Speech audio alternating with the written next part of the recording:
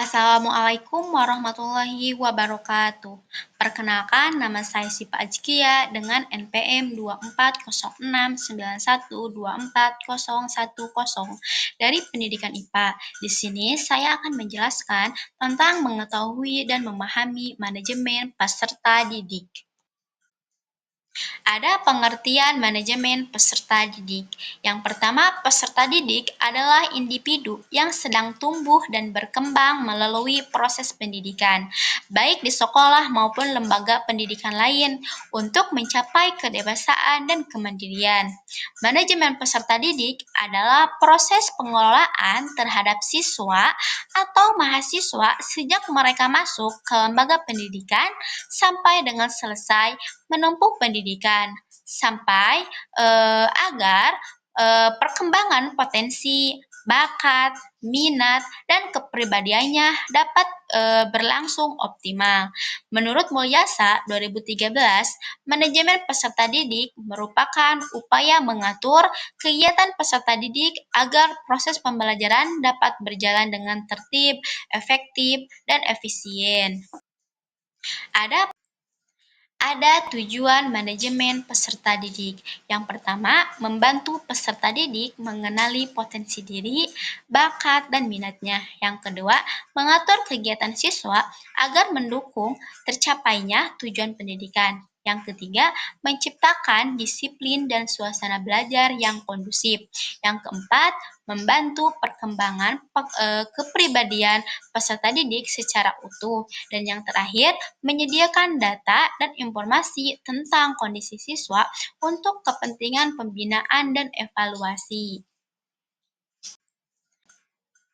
Ada fungsi manajemen peserta didik. Yang pertama, penerimaan dan pendaftaran peserta didik baru atau PPDB, yaitu mengatur proses seleksi dan penerimaan siswa baru agar transparan dan objektif. Yang kedua, pembinaan dan pengembangan, yaitu melakukan kegiatan yang mendukung peningkatan akademik dan non-akademik seperti bimbingan konseling, ekstrakurikuler, dan pembiasaan karakter. Yang ketiga, pencatatan dan pendataan, yaitu menyusun data pribadi, kehadiran, prestasi, dan perkembangan siswa untuk bahan evaluasi. Yang keempat, bimbingan dan disiplin, yaitu mengarahkan peserta didik agar berperilaku sesuai norma dan tata tertib sekolah. Dan yang terakhir ada kelulusan dan alumni, mengatur administrasi kelulusan dan hubungan dengan alumni untuk jaringan pendidikan yang berkelanjutan. Dan yang selanjutnya ada prinsip-prinsip manajemen peserta didik. Yang pertama, keadilan, yaitu perilaku terhadap peserta didik harus adil tanpa diskriminasi.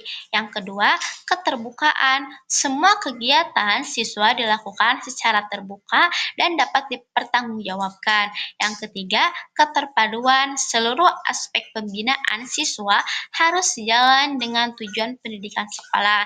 Yang keempat, kemandirian. Peserta didik diarahkan mampu mengembangkan potensi dirinya. Dan yang terakhir, kemanusiaan. Peserta didik dipandang sebagai individu yang unik dan memiliki hak untuk berkembang. Landasan manajemen peserta didik dalam perspektif Islam. Perspektif Islam mempunyai pandangan bahwa peserta didik adalah amanah dari Allah Subhanahu wa taala yang harus dibimbing agar menjadi insan beriman, berilmu, dan berakhlak mulia. Manajemen peserta didik tidak hanya untuk mengatur akademik saja, tetapi juga pembentukan moral dan spiritual. Dalam Al-Qur'an, Allah berfirman, "Dan Allah mengeluarkan kamu dari perut ibumu dalam keadaan tidak mengetahui sesuatu pun, dan Dia memberikan pendengaran, penglihatan, dan hati agar kamu bersyukur."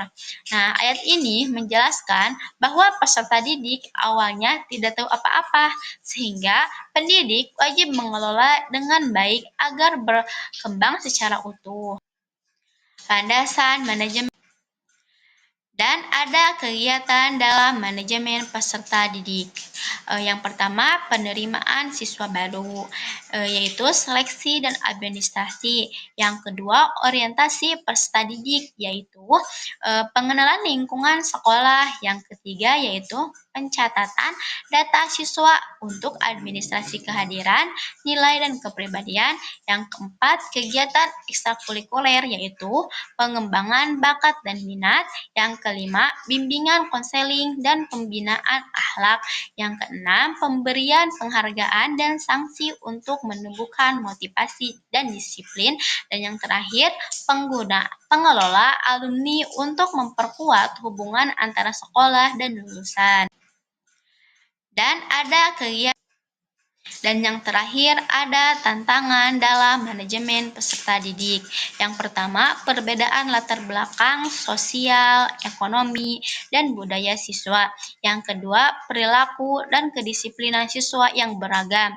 Yang ketiga, pengaruh negatif teknologi dan lingkungan dan luar lingkungan. Yang keempat, kurangnya koordinasi antara sekolah dan orang tua. Dan yang terakhir, minimnya layanan konseling dan pembinaan karakter di beberapa sekolah. Dan yang terakhir, cukup sekian yang dapat saya sampaikan. Wassalamualaikum warahmatullahi wabarakatuh. Cukup